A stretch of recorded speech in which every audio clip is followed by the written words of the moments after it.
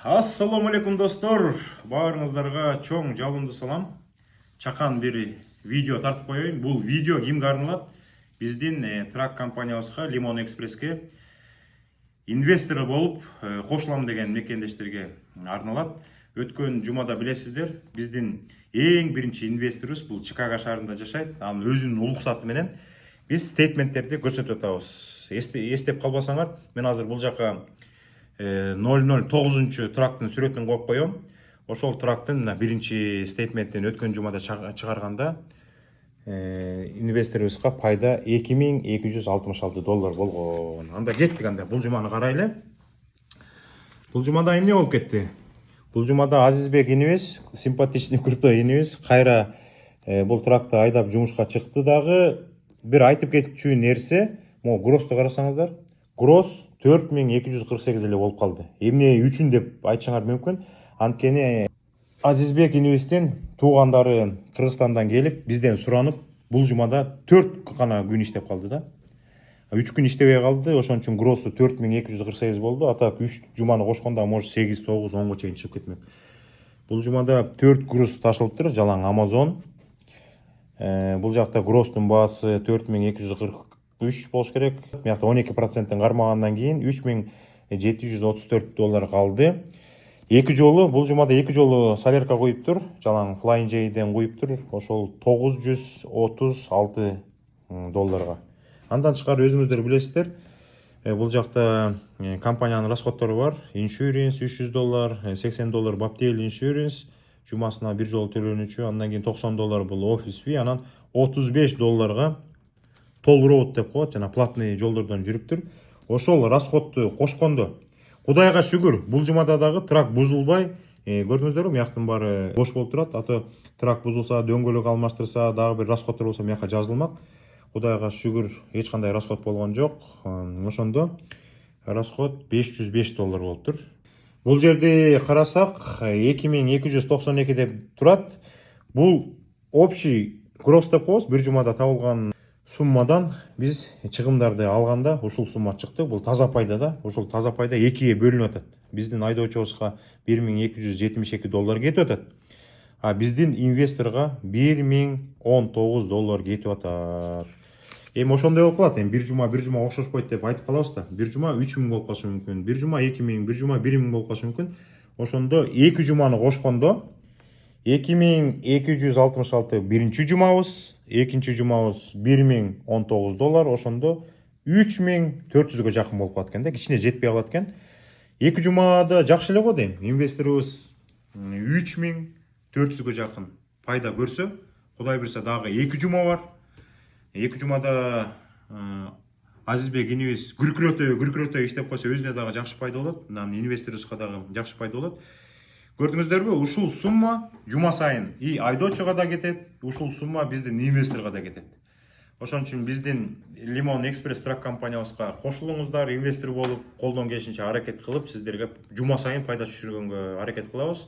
Бизге Турциядан чалып атат, Стамбулдан чалган биздин келечектеги инвесторлорубузга салам айтабыз. Жакында Америка Кошмо Штатына учуп келишет, Кыргызстандан чалып атат, Россиядан чалып атышат. Сүйлөшүүлөр жүрүп атат. Эми ушул жайдын аягына чейин дагы 1,5 ай болдубу, андан азыраак барбы? Кудай буйрса, кете бер, может 15-20 инвесторго жетип калабыз. Кийинки эфирден жолуккуча сак саламат болуңуздар. Limon Express трак компаниябызга кошулуп, миллионер болуңуздар достор. Ассаламу алейкум.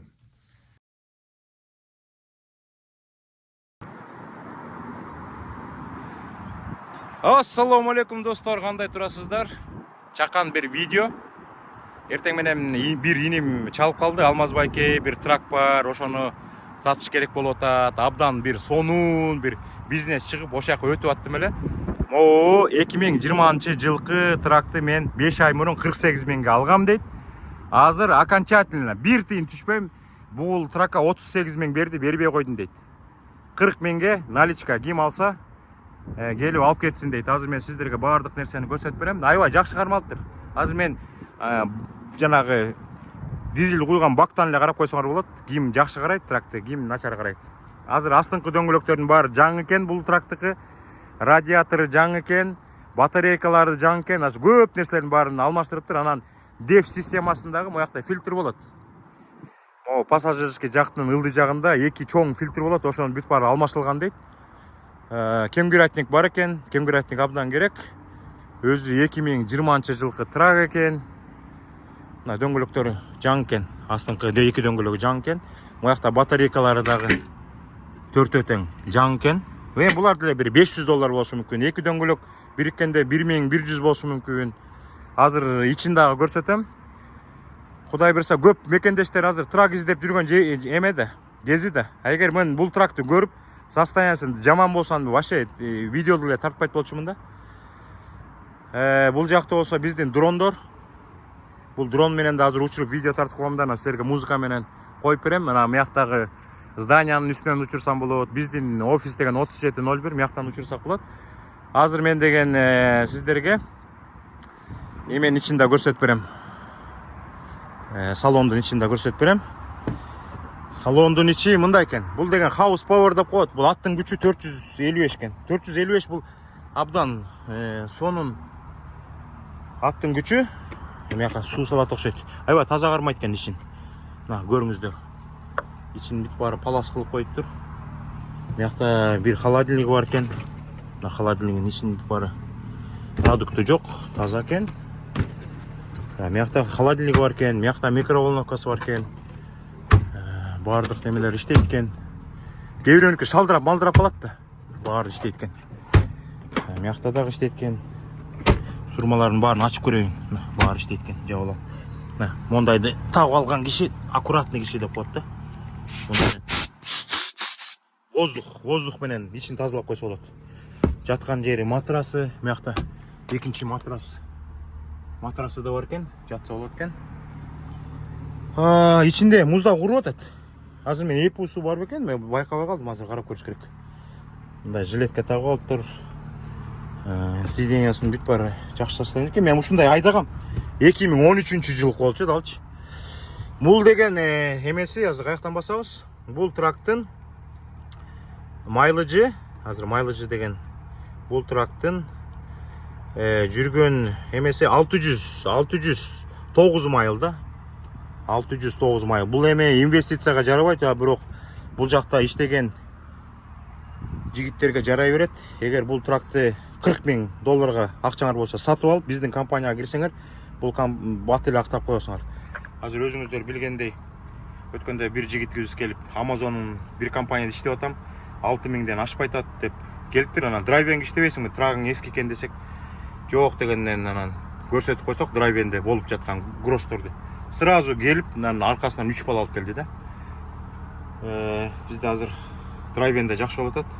Гроссты көрсөтүп койгом, 11,5 чыккан, 11,350 чыккан гроссты көрсөтүп койсом, аны сиздерге деле көрсөтүп коем азыр. Драйвендин гроссун. Достор, ошондой. Бул инибизге жардам берип коелу эми. Башка бизнес көтүп атты. Өзү аябай жакшы жигит экен, аккуратный. Азыр моторун ачып көрсөтөм, достор. Азыр мо кеңгүрөтникти ачайын. Оба! Азыр муну Оба! Дейтин ачылат экен. Күчтүү эле экен міне. Күчтүү эле экен. Бүт бар таза кармалып тур, мына өзүңөр карагыла. Эчтеке деп айтпай эле коеюн. Fuel filter жылтырайт. Жамай, эмне деп койчу эле, fuel filter де. Мыякта мына антифриздин эмеси таптаза. Ичин май сай аккан жерлери болсо, бирөөңөр бир жерин көрүп калсаңар айткыла. Бүт бары кургак экен. 8 дөңгөлөк, мыякта 2, тиякта 8. Канча 10 дөңгөлөкпү, мыякта жалаң эме экен. Барабанный эмес, дисковый деп коет го, дисковый экен. Мына мотордун асты, эменде көөнчөсү mo жерде карайм. Коробка менен мотордун кесилишин коп кургак экен. Азыр ар жагынан барып көрсөтөйүн. Эми жакшы тракты жакшы деп эле айтыш керек да. Кээ бир трактар жүрбөй, шалпаңдап, тиягынан маягып, мыягынан маягып. Бүт баары жакшы каралган дейт, аны өзүм да аябай байка жакшы карачумун дейт. Азыр маягын көрсөтөйүн. Бир май тамып аткан, же болсо шалпылдаган жерлер болсо, көрүп калсаңыздар, айтыңыздар. Азыр оталдырып да көрөбүз азыр. Үнүн да угабыз. Ушундай достор.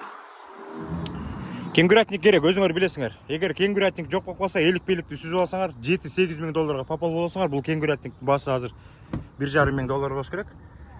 Оппана деп туруп азыр.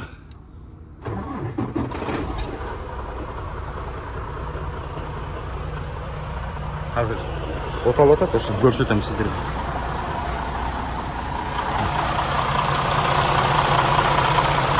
Бу вентиляторда кебиреңки бат-баттан айланып калат. Мунуку көрдүңөрбү? Жай айланып атат.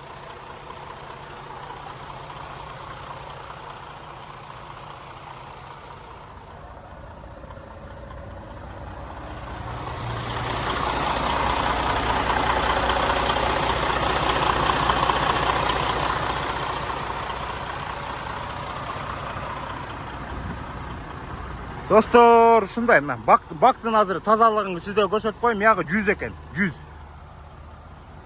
Азыр экинчи жагын көрсөтөм. Дөңгөлөктөрү билбейм, эне дөңгөлөктөрү абдан сонун деп айта албайм. А может бул кышка чейин жүрүп, кышында алмаштырса болот, же бул кыштан чыгабы? Өзүңүздөр карап көрөсүздөр да, алып калсаңыздар. Атак могу бактан эле билип койсо болот.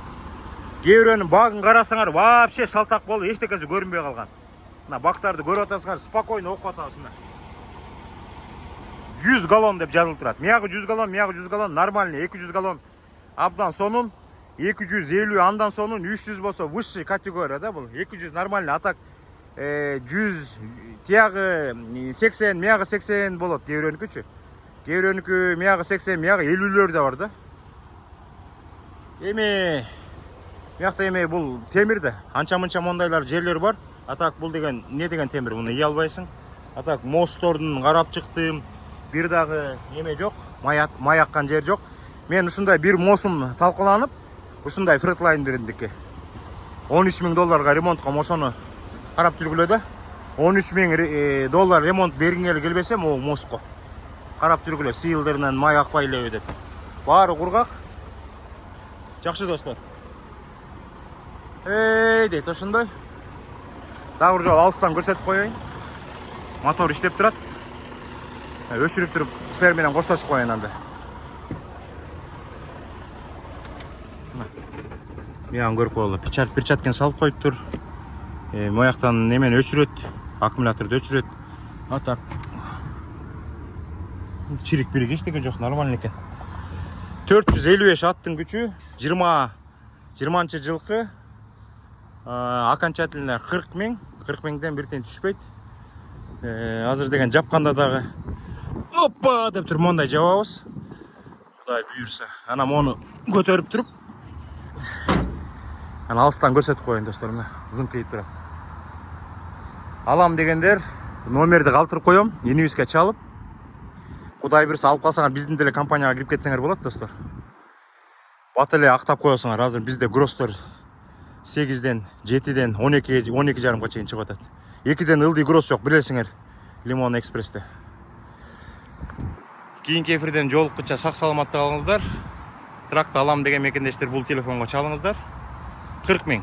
Бир тиен түшпөйбүз, анткени 38 турганда бербей коебуз. Лимон Экспресс трак компаниясы менен миллионго чогуу жетебиз достор.